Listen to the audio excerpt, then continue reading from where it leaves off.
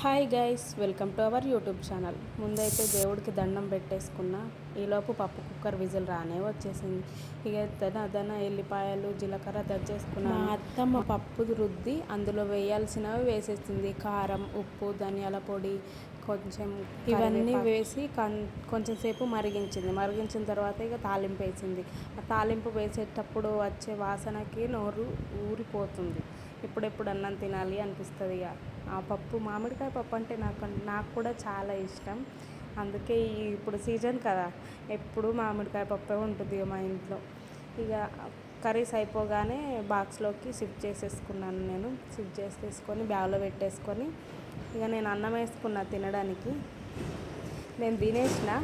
మా చిన్నోడికి ఆ గుండుగాడు తినాలంటే వాడికి తినిపించడం అంటేనే పెద్ద పెద్ద టాస్కులు చేసినట్టు అనిపిస్తుంది. ఇక నా డ్యూటీ టైం అయిందని తొందరగా బ్యాగ్ వేసుకొని వచ్చేసాను. ఉంటానండోయ్, బాయ్.